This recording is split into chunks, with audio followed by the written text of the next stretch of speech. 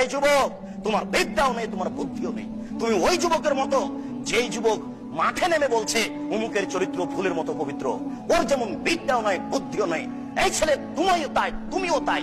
শোনো, তোমাকে আমি বুঝিয়ে বলি, ওই লোকটা মাঠে নেমে বলছে অমুকের চরিত্র ফুলের মতো পবিত্র, অথচ এই যুবকের জানা নাই যে এর চরিত্র ফুলের মতো পবিত্র কিনা।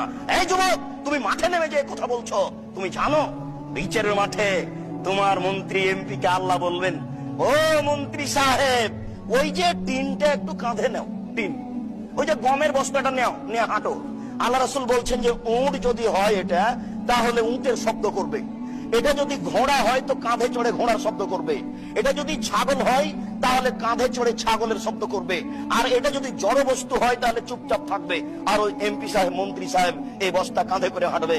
আপনার মন্ত্রীকে যদি আল্লাহ এই বস্তাটা কাঁধে করে একদিন হাঁটতে বলেন, তাহলে সময় হলো 50,000 বছর। আপনার মন্ত্রীকে যদি আল্লাহ এই বস্তাটা কাঁধে করে হাঁটতে বলেন 3 দিন, সময় হলো 1.5 লক্ষ বছর। তুমি যুবক জানো অমুকের চরিত্র ফুলের মতো পবিত্র বলছো?